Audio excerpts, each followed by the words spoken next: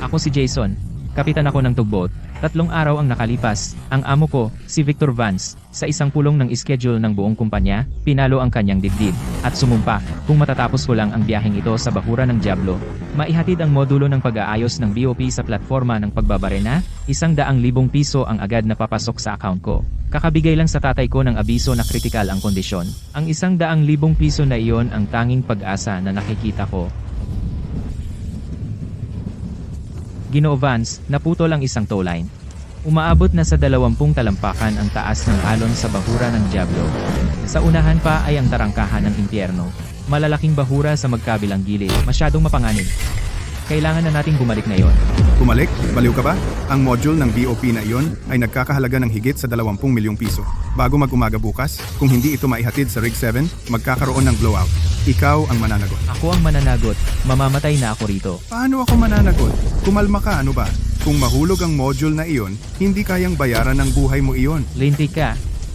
Gusto ko ring mabuhay, ano ba?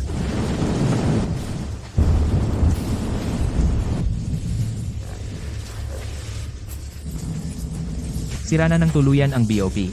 Kailangang palitan agad ang core module. Kung hindi, magkakaroon ng blowout sa loob ng 24 na oras.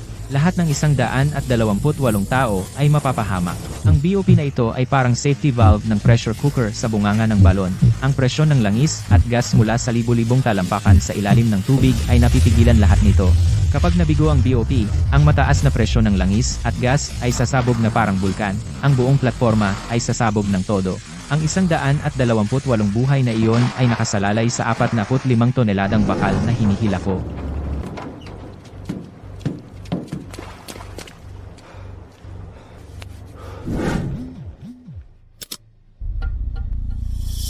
Nag-scroll ako at binasa ito ng 3 beses. Umaasa na glitch lang ito ng sistema ng bangko o hindi lumabas ang mga zero. Pero hindi.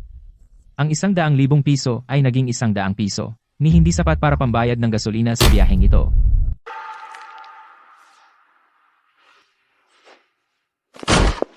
Jason, hindi mo ba alam na kumatok bago pumasok? Walang modo. Ginoo Vance, gusto kong magtanong tungkol sa bonus. Kakakuha ko lang ng text na nagsasabing 100 piso lang. May mali ba? Walang mali, 100 piso. Paanong walang mali? Sa pulong, ikaw mismo ang nagsabi. Matapos ang ruta sa bahura ng Diablo, sigurado na ang bonus na 100,000 piso. Hindi ako nakatulog ng 3 araw at gabi. Naputol ang hila. Muntik na akong bumangga sa bahura ng Diablo kasama ang barko at tripulante. Sa plataporma, 128 buhay, lahat nakasalalay sa akin, at 100 piso lang ang halaga. Jason, anong klaseng ugali yan? Ang kumpanya ay may daan-daang tao na dapat pakainin. Ang mga bayad sa daungan at mga gastos sa gasolina ay tumataas. Matagal ka ng empleyado. Dapat mong maunawaan ang aking mga paghihirap at dapat mong malaman kung paano makibahagi sa kapalaran ng kumpanya. Bakit puro pera ka lagi? Kailangan mong mag-isip ng pangmatagalan. Ginoo Vance. Nasa ICU ang tatay ko ngayon. Naghihintay siya sa perang ito para sa transplant ng puso. Gusto mo bang unawain kita? Lahat para sa blowout preventer module na nagkakahalaga ng 20 milyong piso. Isinapanganib ko pa ang buhay ko. At bibigyan mo ako ng 100 piso. Paano ko makikibahagi sa kapalaran ng kumpanya? Jason, paghiwalay natin ang mga bagay. Personal kong nakikiramay sa kalagayan ng tatay mo. Ngunit ang kumpanya ay nagbabayad ayon sa trabaho. Hindi natin maaaring ipabayad sa kumpanya dahil lang may sakit ang tatay mo. Kung sa tingin mo ay masyadong maliit, kumuha ka ng mas maraming mahabang biyahe sa susunod na buwan. May mga gagawin ako. Tio, dala ko ang talaan ng bonus. Kailangan ko ang pirma mo. Eksaktong 100,000 piso at naglasi at nating partamento ng pinansya na iproseso ang bayad. 100,000 piso. Ang 100,000 piso na isinapanganib ko ang buhay ko. Naging 100 piso lang. Ang walang kwentang lalaking iyon ay hindi marunong magbasa ng mapa ng karagatan. Hindi pa siya nakagawa ng mahabang biyahe. At siya ang makakakuha ng 100,000 piso. Nandito rin si Jason. Siguro, nandito ka rin para pumirma sa bonus. Oh, Jason, grabe ang biyaheng iyon sa bahura ng Diablo. Ang mga maalo na dagat. Tanging isang walang takot na gaya mo ang makakagawa noon. Parang mainit sa mga kamay ko ang 100,000 piso na ito. Harry, naging matatag ka sa bangka sa mga nagdaang buwan. Walang palya. Ito ay espesyal na bonus mula sa kumpanya. Ipagpatuloy mo lang.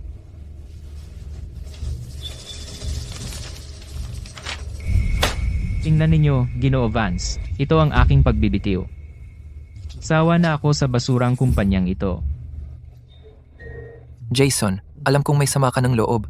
Pero ganyan talaga ang buhay. Tanggapin mo na. Swerte ako. May mabuti akong tito. Kahit gaano ka kagaling, bangkero ka lang. Bakit sa tingin mo, makakasabay ka sa akin? Ulitin mo nga iyan. Jason, huwag kang magwala dito. Akala mo ba hindi kaya ng kumpanya nang wala ka? Sino ka ba sa akala mo?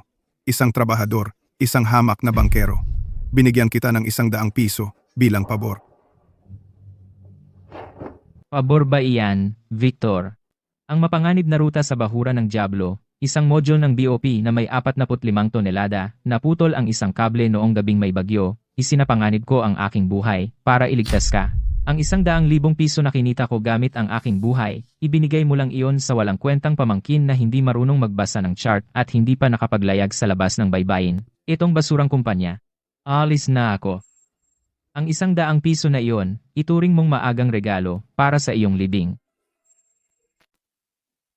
Jason, mag-isip kang mabuti. Kung magsasalita ako ng kahit isang salita sa industriyang ito, walang kumpanyang maglalakas loob na tanggapin ka. Kalimutan mo na ang gastusin sa pagpapagamot. Gagawin kong hindi mo kayang bayaran kahit ang pagkain ng tatay mo sa ospital. Gusto kong makita kung kaya ng kakayahan mong iyan na maglagay ng pagkain sa mesa. Victor, ganyan ka ba talaga palaging mayabang? Akala mo madali mo akong takutin, gusto mo akong i-blacklist. Sige, isumbong mo ako sa awtoridad sa Maritima. Jason, kung hindi ka pupunta mamayang gabi, kakaltasin ko ang 3 buwan mong sahod at hindi ka na muling makakapagtrabaho sa industriyang ito. Victor, sa nakalipas na 2 taon, lahat ng tawag mo na pinipilit akong maglayag kahit may bagyo, naitala ko lahat iyon. Lahat ng utos mo na magpadala ng mga sirasirang tugboat upang magtrabaho kahit may mga depekto, nasa akin ang mga orihinal. Kung dadalhin ko ang mga ito at gagawing isang detalyadong ulat, kasama ang mga talaan ng ating mga pag-uusap, sa tingin mo ang awtoridad sa Maritima at mga inspektor sa paggawa magiging interesado ba? Sa tingin mo ba ikaw ang kakain ng pagkaing bilangguan? O ako? Naglakas loob kang magbanta sa akin? Naghahanap ka ng gulo. Bahala ka. Wala akong oras para makipaglaro sa'yo.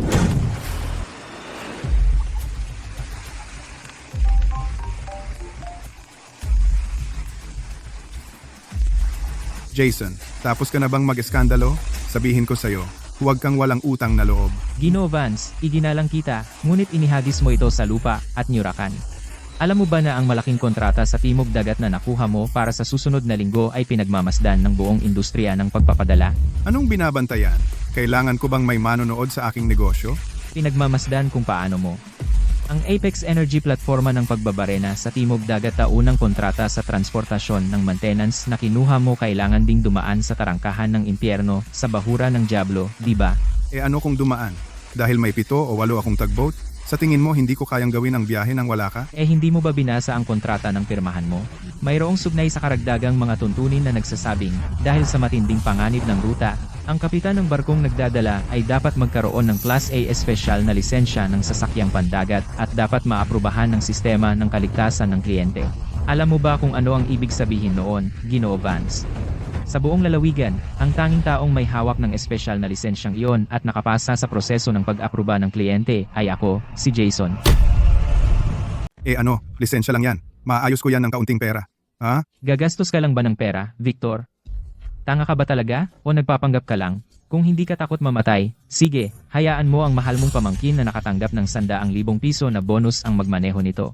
Kung mangahas siyang humawak ng manibela, hindi lang ito basta iligal na operasyon, ang iyong multi-milyong piso na kontrata ay magiging malubhang paglabag. Ang 5 milyong piso na multa at ang multa sa Maritima ay maaaring magpabangkarote sa iyo. Buwisit. Pwede namang kumuha ng exam si Harry. Aabutin ng hindi bababa sa 6 na buwan ang sertipikasyon, pagsusuri, at pagpaparehistro. Ang padala mo ay aalis sa Lunes. Victor, i-enjoy mo ang iyong 100 piso.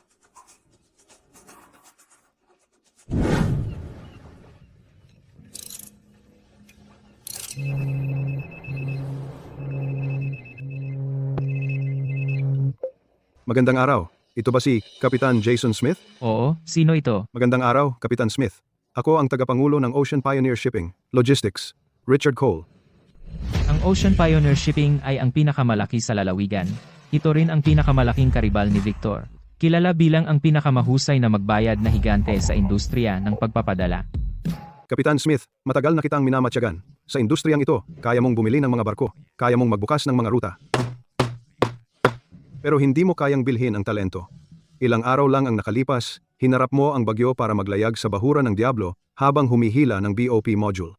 Nakaligtas ka ng 128 buhay at pinag-uusapan ito ng buong industriya. Isang talentong tulad mo, sa ilalim ni Victor, isa ka lang madaling palitan. Sa akin, ikaw ay isang pangunahing kayamanan. Hindi na ako mag-aaksaya ng mga salita. Kapitan Smith, sumama ka sa akin sa Ocean Pioneer, base na suweldo na 10,000 piso, at komisyon kada ruta sa pinakamataas na rate sa industriya. Buong benepisyo sa pinakamataas na antas. Dagdag pa ang bagong barko at apartment. Dagdag pa, ang operasyon sa puso ng iyong ama ay nagkakahalaga ng 100,000 piso. Basta pirmahan mo ang kontrata ng trabaho, aabonohan ng kumpanya ang bayad, at hindi mo na kailangang bayaran ito. Kaya, kailan magandang oras para sa iyo, para magkita at mag-usap? Richard, hindi na kailangang pumili ng oras. Libre ako ngayon. Tio, wala na ba talaga iyong tao? Kalimutan mo siya. Super lang ng bangka iyon. Gumaganap na parang malaking tao. Ang biyahe sa bahura ng Diablo, sa susunod na linggo, ako ang maglalayag niyon. Ikaw? Alam mo ba talaga kung ano ang itsura ng bahura ng Diablo? Anong pwedeng magkamali? Bato lang naman iyon. Mga tangang bato, sabihin ko sa iyo ang isang bagay. Sa mga tubig ng bahura ng Diablo, taon-taon, hindi bababa sa 7 o 8 barko ang tumatama sa mga bato at lumulubog. Noong nakaraang taon pa lang, mahigit 12 tao ang namatay. Sa bagyo, umaabot ang alon sa 20 hanggang 30 talampakan. Ang pinakamakipot na bahagi ng daluyan ay tinatawag na tarangkahan ng impyerno. Ang mga bahura sa magkabilang gilid ay parang mga pangil. Isang maling galaw, patay ka sa tubig. At wala kang Class A espesyal na lisensya ng sasakyang pandagat. Kung sumakay ka sa barko at mahuli ka, hindi lang ako magbabayad ng 5 milyong piso para sa paglabag sa kontrata, kundi makukulong din ako. Paano nagawa iyon ni Jason? Ang baliw na iyon ay nagmaneho na parang nakasalalay ang buhay niya. Sa tingin mo lahat ay gaya niya?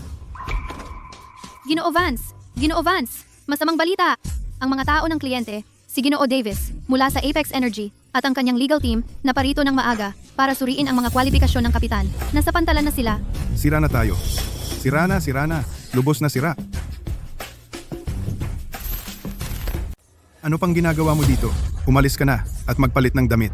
Tio, nagbibiro lang ako. Hindi ko talagang kayang maglayag. Yung lugar na bahura ng Diablo, kahit si Jason, muntik nang tumaob doon.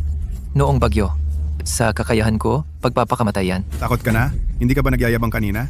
Tigilan mo na. Isuot mo na ang uniforme ng kapitan mo. Mamaya, manahimik ka na lang at tumango.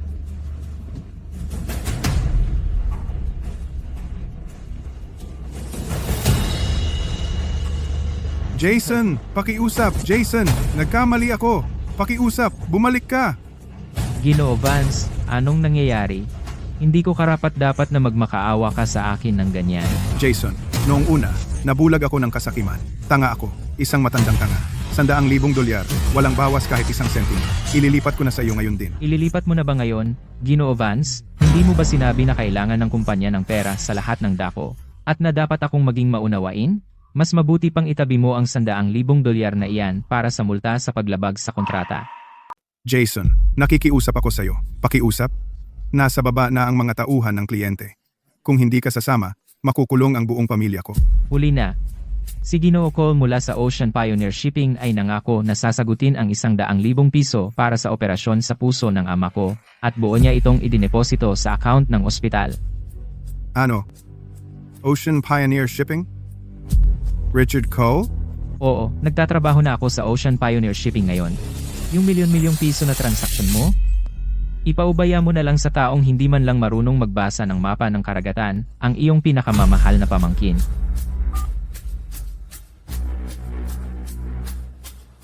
$100,000, Victor, gusto kong malaman mo na ang paglunok ng $100,000 piso ko ay magkakahalaga sa iyo ng 5 milyong piso sa dugo.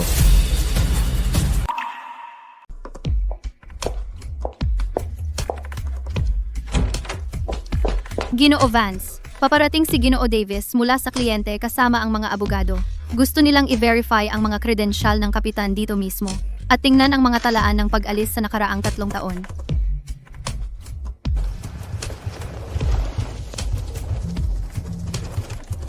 Jason, tingnan mo ito! Ang kuripot na si Vance ay malapit nang makakuha ng nararapat sa kanya. Ginoo Davis, ano ang dahilan ng pagpunta mo rito? Tungkol sa proyekto ng transportasyon sa bahura ng Diablo, titiyakin kong magiging maayos ang lahat. Walang problema. Huwag mo akong bulahin. Oras na para magkarga. Nakarga na ba ang kargamento? Nasaan ang kapitan? Sabihin mong dalhin niya ang mga dokumento para tingnan ko. Ginoo Davis, ganito kasi yan. Biglang nagkasakit si Kapitan Smith ngayong araw. Appendicitis. Hindi siya makakasakay sa barko. Appendicitis? Sino ang papalit? Huwag kang mag-alala, Ginoo Davis. Ang pamangkin ko, isang veteranong kapitan na may 10 taon sa dagat. Maaasahan ang kanyang husay. Eksperto siya sa mga ruta sa malalim na karagatan. Ginagarantiya kong darating ng ligtas ang iyong kagamitan. Gigino, Davis? Nariyan ka ba?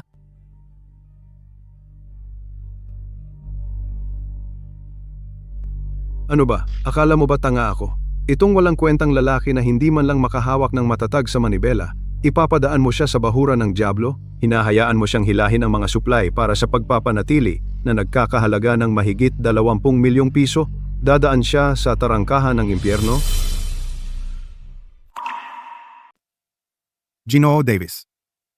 Makinig, ipapaliwanag ko. Ipaliwanag mo ang puwet mo. Binigyan kita ng kontrata para sa platforma ng pagbabarena na 20 milyong dolyar ang halaga sa basura mong kumpanya ng pagpapadala. Akala mo pinili kita dahil sa reputasyon mo, Victor? Sasabihin ko sa iyo, may 12 ng kumpanya ng pagpapadala sa probinsya. Tanging kay Kapitan Smith Class A espesyal na lisensya ng sasakyang pandagat ang nakapasa sa Top Safety System Review ng Apex Energy.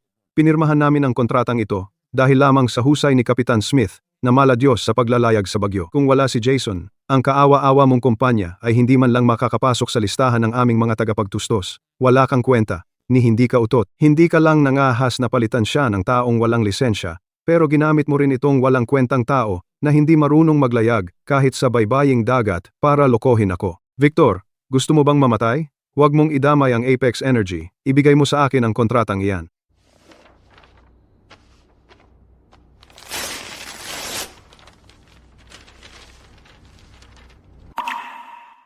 Ipaalam agad sa buong industriya at i-blacklist ng walang takdang panahon ang kumpanya ng pagpapadala ni Victor Vance. Magsasampa agad ng kaso ang legal para sa 5 milyong pisong paunang multa kasama ang lahat ng pinsalang dulot ng pagkaantala ng proyekto. Sa loob ng 3 araw, gusto kong makita ang pera sa account ng kumpanya. Kung magkulang kahit 1 sentimo, titiyakin kong mabubulok ka sa kulungan.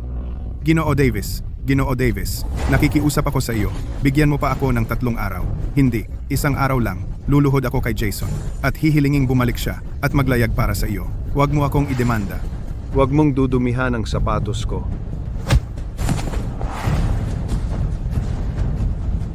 Jason, nakita mo ba iyon? Napakasiyas siya. Ang kuripot na si Victor sa wakas ay nakuha niya ang nararapat sa kanya. Leo, sabihin mo sa mga kasama na maghanap na ng ibang trabaho, sa lalong madaling panahon, malulubog na ang lumang bangkang ito.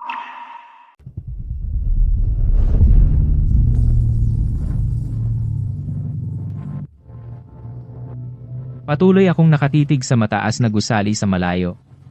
Ang punong tanggapan ng Ocean Pioneer Shipping, palapit ng palapit ang karatula nito.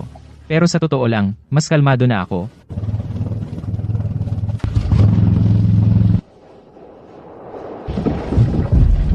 Kapitan Smith, matagal ka na naming hinihintay. Sa wakas, nandito ka na! Ginoo Cole, sobra kayong mabait. Hindi naman po. Hinarap mo ang bahura ng Diablo nang mag-isa sa gitna ng bagyo, at iniligtas ang 100 at 28 buhay. Talagang karapat-dapat kang tawaging Kapitan Smith. Tara, pumunta na tayo sa opisina ko.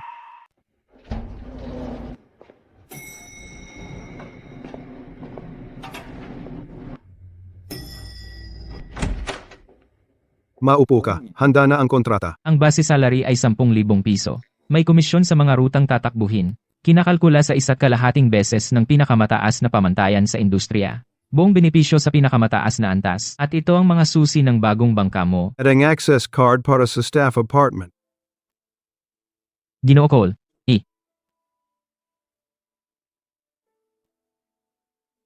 Ang 100,000 piso para sa transplant ng puso ng iyong ama ay nailipat sa account ng ospital kalahating oras ang nakalipas. Kinausap ko ang doktor na namamahala. May nahanap silang tugmang puso. Operahan ng tatay mo 3:00 ng hapon.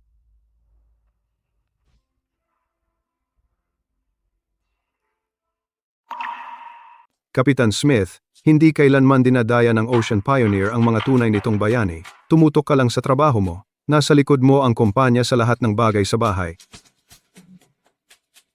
Ginoo Cole, hindi ko kayo mapasalamatan ng sapat. Ituring ninyo itong 100,000 piso bilang pautang mula sa kumpanya. Mula ngayon, ang buhay ko ay sa Ocean Pioneer.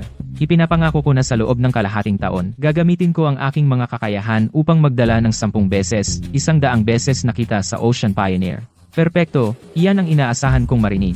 Ngunit may mahirap na trabaho ngayon na nangangailangan ng profesional na gaya mo para hawakan ito. Isa pang platforma ng pagbabarena, ang Rig 9, ay biglang naaksidente. Maraming mga manggagawa ang malubhang nasugatan at nasa kritikal na kalagayan. Hindi sapat ang mga kagamitang medikal ng platforma.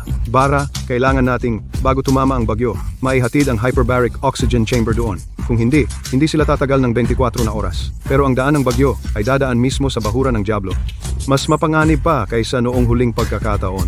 Ang mga batikang kapitan ay hindi nangangahas na tanggapin ito. Ihatid mo ako sa pantalan.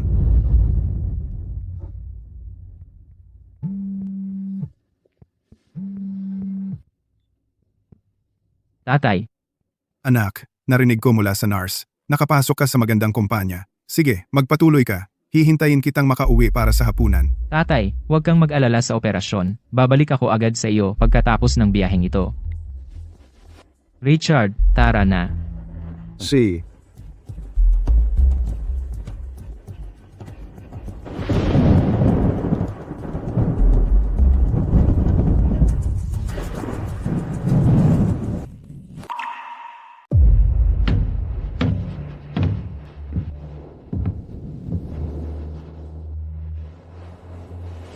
Ginoo Cole, ito na ang lalaking tinutukoy mo. Ang paglalayag sa bahura ng Diablo sa gitna ng bagyo ay hindi biro. Kakayanin ba talaga niya? Makikita natin kung anong kaya niya.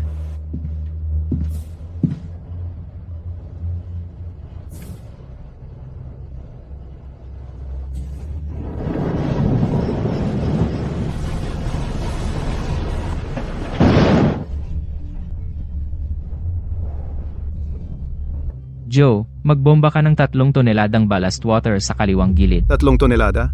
Matatagilid ang katawan ng barko. Mag-adjust ka.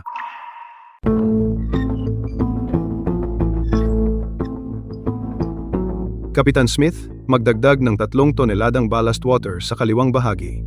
Kapag dadaan tayo sa tarangkahan ng impyerno, hindi ba masyadong kikiling ang katawan ng barko?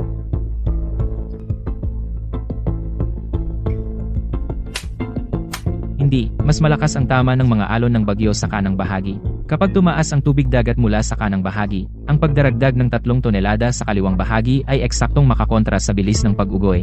Iyan ang magpapanatili sa katawan ng barko na pantay sa gitna ng mga alon. Hindi tayo pababaliktarin ng mga alon.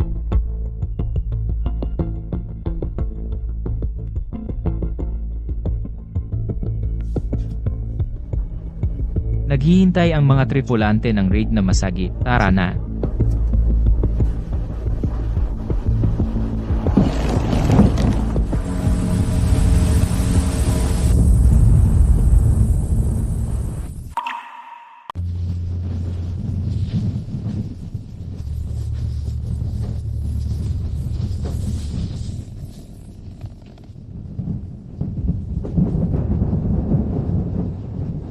Sampung oras. Tarangkahan ng impyerno ng bahura ng Diablo ay dahan-dahang lumalapit sa radar. Ang mga bahura sa magkabilang gilid ay itim na parang mga pangil. Ang daanan sa gitna ay makitid, halos sapat lang para sa isang barko, at patuloy na humahampas ang mga alon mula sa kanang bahagi. Ang bawat hampas ay parang may nagbabagsak ng gusali sa barko.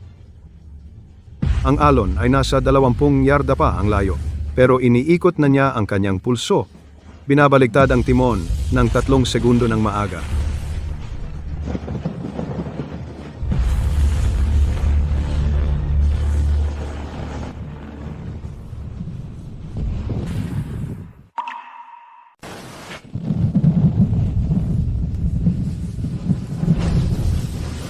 Tatlong segundo bago tumama ang bawat malaking alon. Binabaliktad ko ang timon at inaayos ang ballast water ng maaga para manatiling matatag ang katawan ng barko sa dagat parang pako na itinanim sa gitna ng bagyo. Umaalulong ang lubid panghatak ngunit hindi pa ito napuputol. Umuga ang barko, ngunit hindi pa ito tumaob. Nasa unahan ang platforma ng pagbabarena na naghihintay na idikit ko. Kaya konting tiis pa lang. Kapitan Smith, iginagalang kita.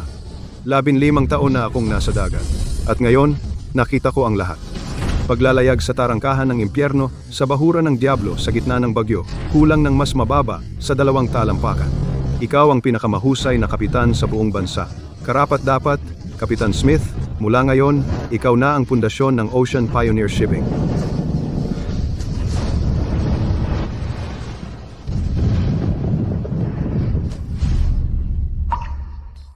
Huwag kang magsalita.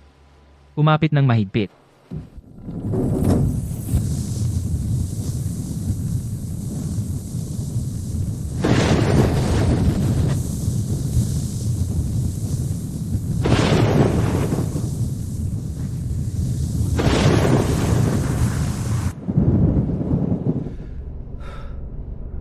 Kapitan Smith, saan ka? Hindi na makakatagal ang pasyente. 2 beses na siyang nahimatay. 3 milyang pandagat ang layo. Maghanda para sa pag-angat. Masyadong malalaki ang mga alon. 5 minuto na lang ang oras natin.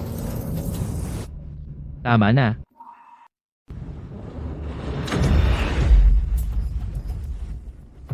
Nakaposisyon na. Nakabit na. Iniangat ang hyperbaric oxygen chamber.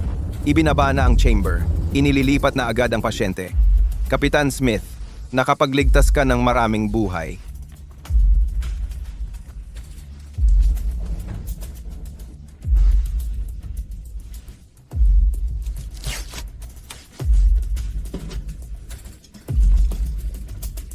Babalik na para makita ang tatay ko.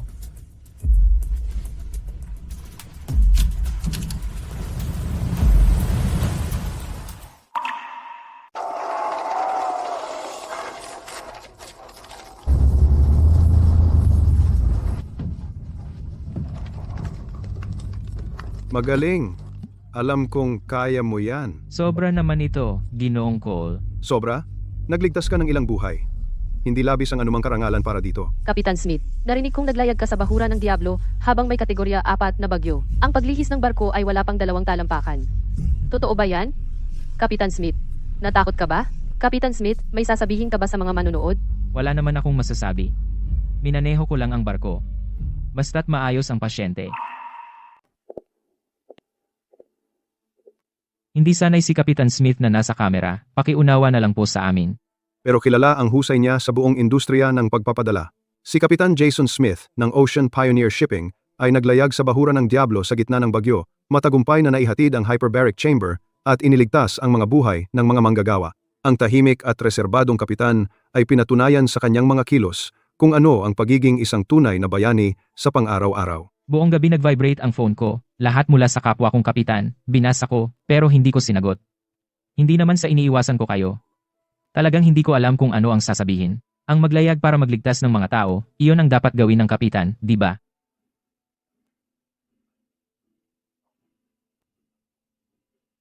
Bayani? Hindi siyang bayani? Gago?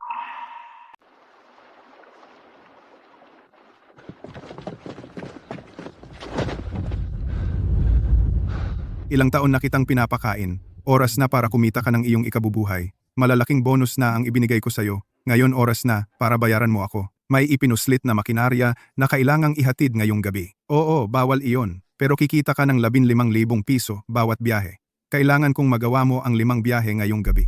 Tiyo, hindi ko kaya. Sira ang preno at manibela ng bangkang iyon. Kung mahuli tayo ng tanod baybayin, makukulong tayo. At hindi ako sanay magmaneho ng ganyang bangkang pangkontrabando. Hindi ka pupunta ha? Kung hindi, papatayin kita ngayon din. Ang 5 milyong piso na parusa sa paglabag sa kontrata mula sa Apex Energy, ipapatupad ito ng korte sa susunod na buwan. Kung hindi ka sasama, pareho tayong makukulong.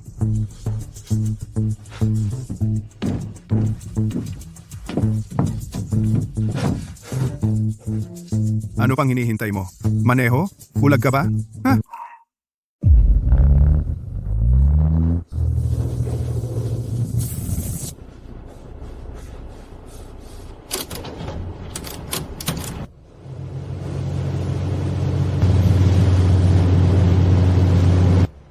Preno. Bulag ka ba?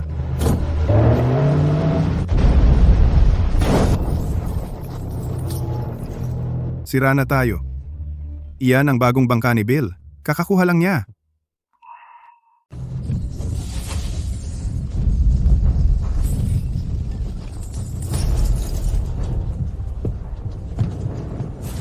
Victor, grave ka talaga. 3 buwan ka nang hindi nagbabayad ng upa sa pantalan. At ngayon, dinarang mo pa ang bangka ko? Bill, hindi ako iyon. Siya yung tangang nagmaneho ng bangka. Buisit. Pinilit mo akong magmaneho para takpan ang $5 milyong na kakulangan sa paglabag sa kontrata ng Apex Energy. Pinilit mo akong sumali sa iligal na pagpupuslit. Bill, ayusin mo ang score sa tamang tao. Puntahan mo siya at pagbayarin mo. Ikaw, walang utang na loob na gago. Papatayin kita. Sawa na ako sa iyo. Matanda.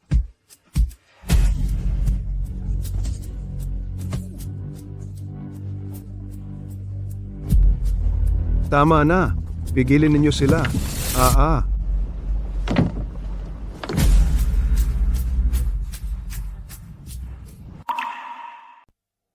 Maayos na ang paggaling ni Ginoo Smith. Ngayon, maaari na niyang subukang humakbang ng ilang beses. Talaga?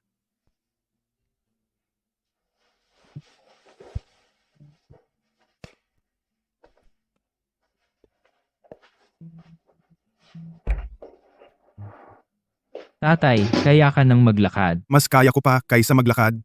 Sa loob ng ilang linggo, makakarating ako sa pantalan para makita ka. Anak, ipinagmamalaki kita. Pasensya na. Sino si Kapitan Jason Smith? Ako yan. At ikaw?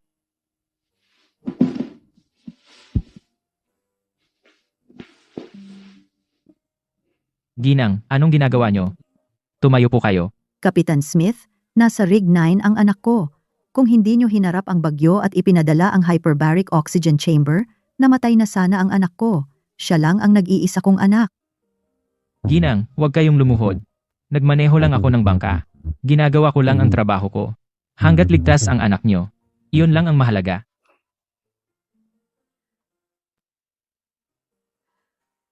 Tagapagligtas ko. Ito ang naipon ko. $300. Pakikuha nyo. Ginang, hindi ko po matanggap ang pera ninyo. Itago ninyo na lang po iyan pambili ng supplement ng anak ninyo. Kailangan pa rin niyang magtrabaho para sa pamilya. Ginang, tanggapin ninyo na lang po. Hindi naman kailangan ng anak ko iyan. Natutuwa lang ako na maayos ang anak ninyo. Kapitan Smith, mabuti po kayong tao. Pinagpapala ang mabubuting tao.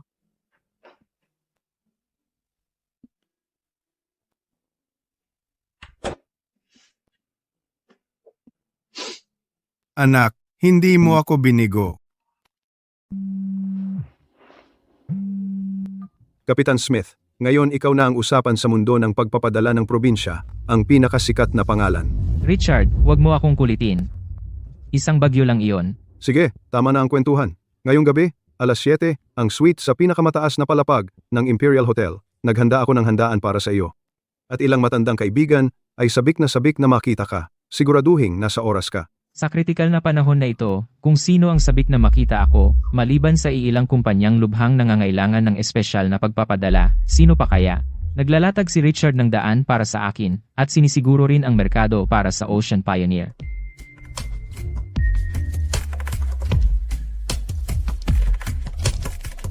Ginoo Taylor, 3 taon na tayong magkasosyo. Hindi mo ito magagawa ngayon. Masyado nang huli. Mula ngayon, sa Ocean Pioneer na lang kami nakikipagtrabaho. 5 milyong piso na bayad sa paglabag sa kontrata. 1,500,000 piso para sa kabayaran ng yate. Dagdag pa ang upa sa pantalan. Paano ko mababayaran iyon? Hindi natin kayang tapusin ang kontrata. Kung lahat ng mga kumpanyang ito ay sisira ng kontrata sa akin ngayon, kailangan kong tumalon mula sa gusali. Ang Ocean Pioneer ay may handaan sa Imperial Hotel ngayong gabi.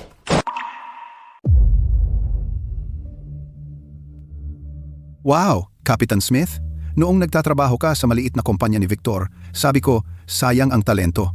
Ngayong sumali ka na sa Ocean Pioneer, bagay na bagay talaga. Mula ngayon, ng Ocean Group mga espesyal na order ng transportasyon ay lahat sa iyo na ayusin. Oo, yung pagsagip sa bagyo kahapon ay isang himala. Kapitan Smith, Jason, iinumin ko na. Bahala ka. Mga Ginoo, sobra kayong mabait. Dahil nagtitiwala kayong lahat sa akin, Jason, at nagtitiwala sa Ocean Pioneer, personal kong sasamahan ang bawat kargamento. Garantisadong walang pagkakamali. Napakahusay, Ginoo Cole. Kunin na ang mga kontrata. Lahat ng aming espesyal na order ngayong taon ay mapupunta sa Ocean Pioneer. Wala nang bawian.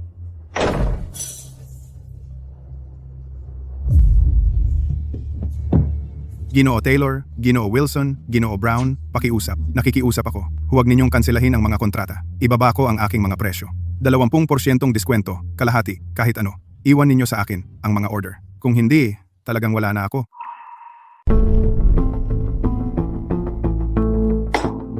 Ibaba ang presyo? Victor, kahit pabayaran mo kami, hindi namin gagalawin ang basura mong iyan. Akala mo ba'y magkasosyo tayo? Dumating kami para sa husay ni Kapitan Smith. Bobo kang baboy, ipinagsapalaran ni Kapitan Smith ang sariling buhay para iligtas ang 128 buhay sa isang bagyo. At binayaran mo siya ng hamak na 100 piso? At ibinigay ang 100,000 piso na bonus sa walang kwentang lalaking iyan na hindi man lang marunong magbasa ng chart? Ang pamangkin mo, isang kuripot, bulag, at malupit na amo na tulad mo, ay tiyak na makakakuha ng nararapat sa iyo. Makikipagtulungan sa iyo? Natatakot kaming mahawaan ng iyong malas. Kapitan Smith, pagkatapos ng lahat ng pinagdaanan natin sa loob ng 3 taon, pakirekomenda naman ako. Nagkamali ako. Talagang nagkamali ako.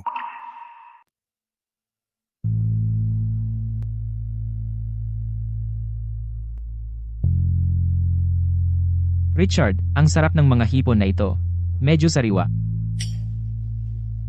Nasaan ang mga bantay? Hindi mo ba nakikita ang basura na itinapon sa ating pwesto? Itapon mo na yan. Jason, hindi ka dapat maging ganyan kawalang puso. Wala kang utang na loob. Mamamatay kang kaawa-awa. Anong basura na nakakasira ng kalooban ni Kapitan Smith? Tara, ituloy natin. Kapitan Smith, isang tagay para sa iyo, para sa isang tunay na bayani.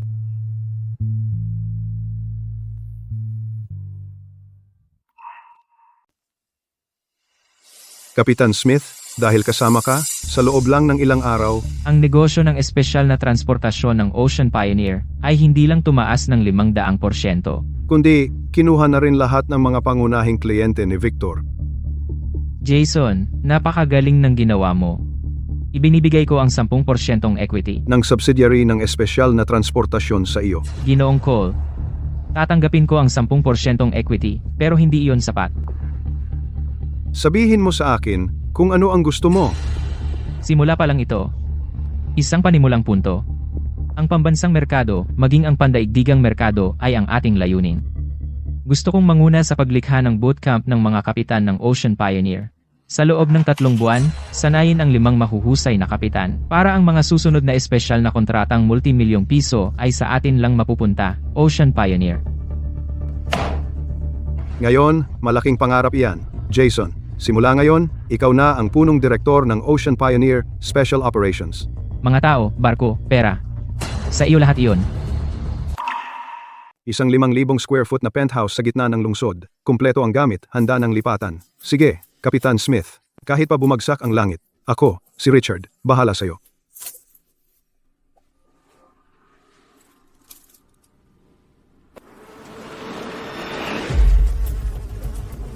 Director Smith, paano ka naging mula sa isang ordinaryong kapitan ng tugboat hanggang sa maging pamantayan ng industriya sa napakaikling panahon? Walang lihim. Gawin lang ng tama ang bawat biyahe. At maging karapat-dapat sa bawat buhay. Kasinungalingan. Jason, ikaw na walang utang na loob na ahas. Sinanay kita. Anong karapatan mong magsuot ng suit at pumunta sa TV?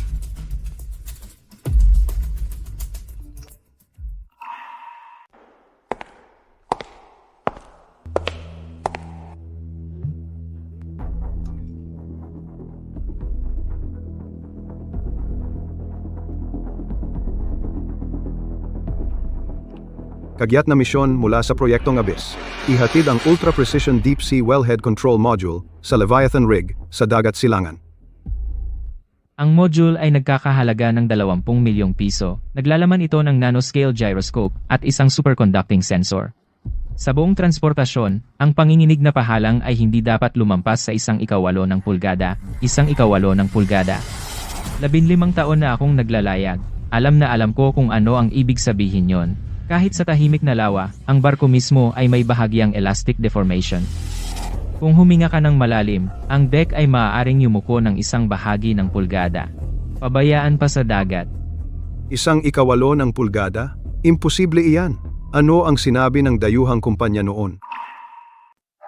3 nangungunang internasyonal na kumpanya ng pagpapadala, Scandinavian United Shipping, Pan Ocean Engineering, at ang Polar Logistics lahat ay umatras.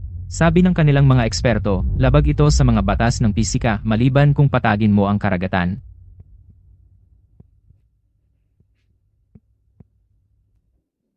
Richard, aakuin na ng Ocean Pioneer ang trabaho. Paano ninyo masisiguro ang katumpakan hanggang sa 8 ng pulgada?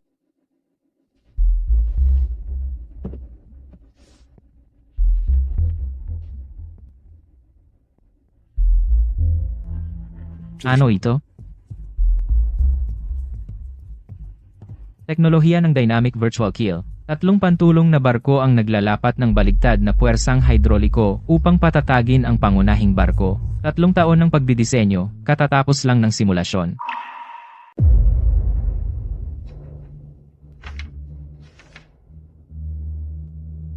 Hindi ito umiiral na teknolohiya. Iyang dayamo ang magpapahabol sa kanila ng isa pang 10 taon. Hindi ang teknolohiya ang habol nila. Sa bawat madilim na gabi sa nakalipas na 3 taon, ipinagsapalaran ko ang buhay ko para sa datos na ito. Para magsampa ng patente, ilulunsad agad ang proyekto. Aabuti ng 40 araw ang pagsubok. 10 araw bago maihatid. Walang pagsubok. Ako ang hahawak ng timon. Ako ang mananagot sa anumang pagkakamali.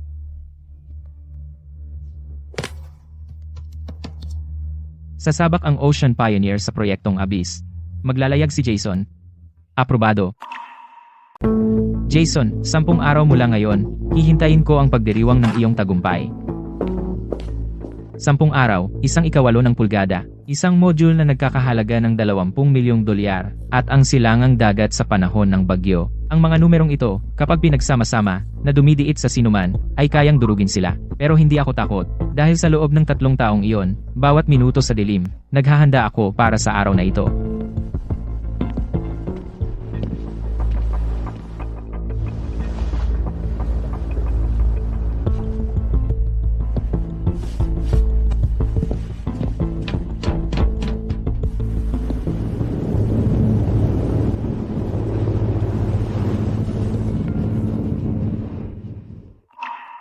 Simula ngayon, lahat ng sweldo at bonus ay sinuspinde. Lahat ng kapitan ay sasagot sa sarili nilang gasolina. Sinumang tumanggi sa trabaho ay tatanggalin agad. Walang deposito, walang sweldo, wala. Ginoo Vance, pinapatay mo kami dito. Inalis mo ang safety bonus namin sa loob ng 6 na buwan, at ngayon, kinukuha mo pa ang sweldo namin. Mag-resign ka kung ayaw mo. Sino ka ba? Mga walang utang na loob kayo. Kung wala ako, matagal na kayong nagutom.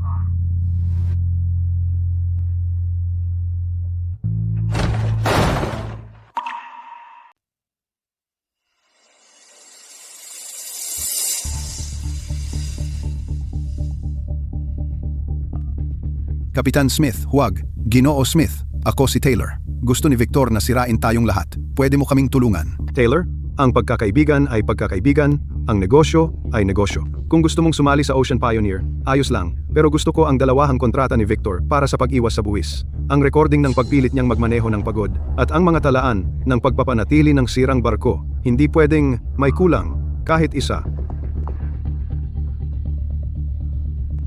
Sali ako. Bukas ng gabi, dadalhin ko sa iyo ang lahat ng ebidensya.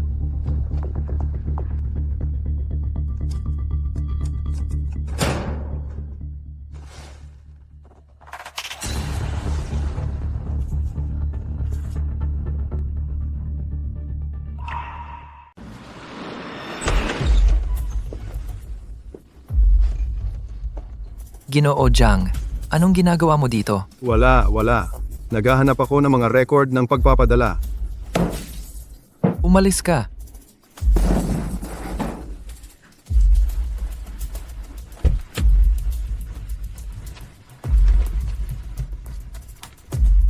Nangako si Amo Vance ng $1,250,000.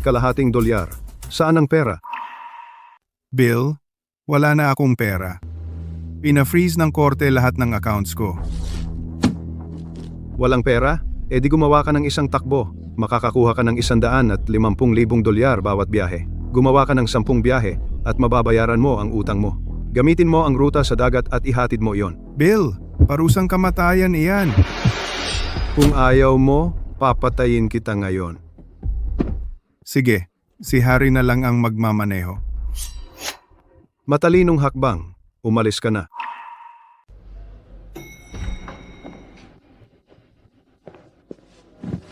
Dalawang kontrata at record ng iligal na paglalayag sa gabi. Narito ang lahat ng record ng pagpapanatili para sa sirang barko.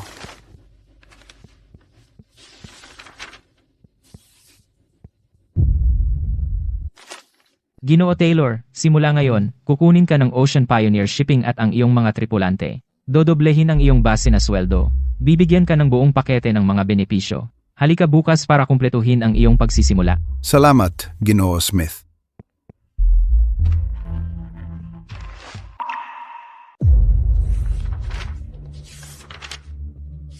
Matibay ang ebidensyang ito. Pinubuksan na namin ang kaso. Tiyo, pagpalya ng preno. Magkakaroon ng aksidente. Tigilan mo ang kalokohan. Kung hindi mo sisimulan ng bangka, papatayin kita ngayon din.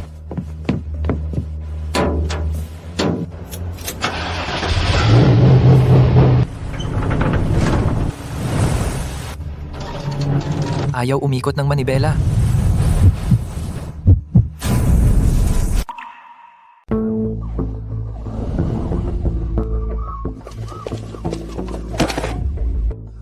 Tigil, pinaghihinalaan kang nagpupuslit ng droga. Arestado ka. Inosente ako. Gusto ko ng abogado. Pinilit ako ni Bill. May mga saksi at ebidensya kami. Pag-uusapan natin ang pagpupuslit mamaya. Pinilit lang ako. Si Victor ang pumilit sa akin. Si Bill ang totoong utak. Illegal na pagdadala ng droga. Wala sa inyo ang makakatakas. Haharap kayong lahat sa hustisya.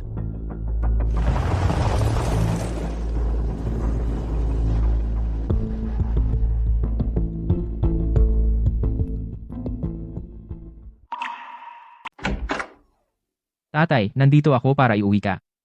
Jason, sa wakas nandito ka na. Sabi ng doktor, pwede na akong lumabas ngayon. Sobrang sabi ko nang bumalik sa barko. Tatay, pwede namang maghintay ang barko. Umuwi muna tayo.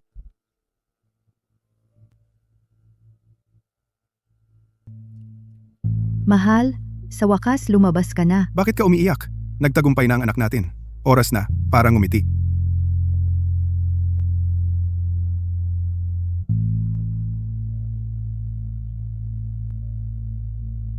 Karma.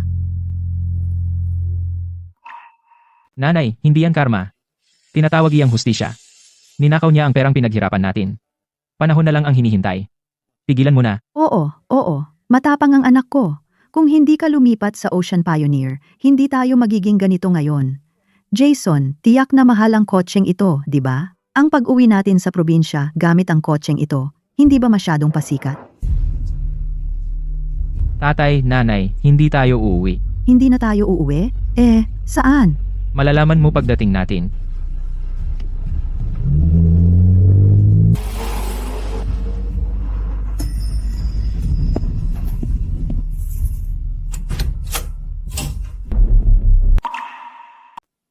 Jason, ito na ang bagong tahanan natin.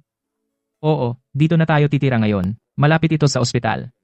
10 minutong biyahe papunta sa Pantalan.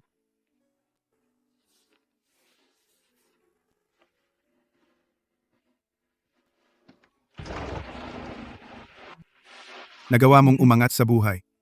Anak, sa wakas, nagtagumpay ka na. Noong nasa ospital pa, akala ko talaga na masisira ang pamilya natin. Jason, alam ni nanay kung gaano karami ang pinagdaanan mo noon. Halimaw iyang si Victor. $100 lang? Ang kapal ng mukha niya. Nanay, tapos na lahat iyon.